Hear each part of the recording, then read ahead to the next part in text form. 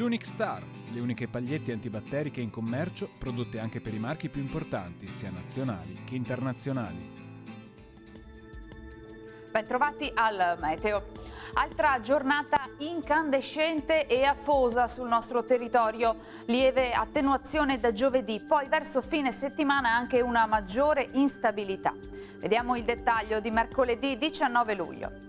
Sul Veneto avremo spazi di sereno prevalenti, nubi più frequenti invece in montagna con rovesci sparsi in propagazione dal pomeriggio alle zone pedemontane e localmente fin verso le pianure. Caldo ancora estremo che mette a dura prova l'organismo, temperature minime tra 19 e 23 gradi, massime che toccheranno punte di 39 gradi. Ci spostiamo ora sul Friuli Venezia Giulia. Anche qui sarà soleggiato di mattina, ma dalle ore pomeridiane sarà più variabile, con probabili temporali sparsi un po' su tutte le zone, localmente anche forti. Temperature minime tra 19 e 24 gradi, massime sui 34-35 gradi.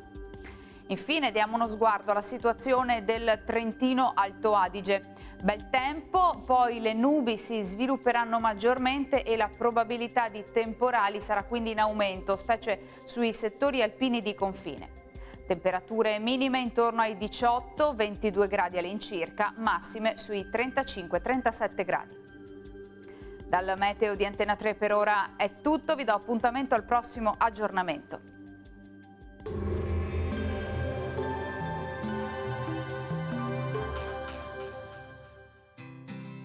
L'Unic Star, le uniche pagliette antibatteriche in commercio, prodotte anche per i marchi più importanti, sia nazionali che internazionali.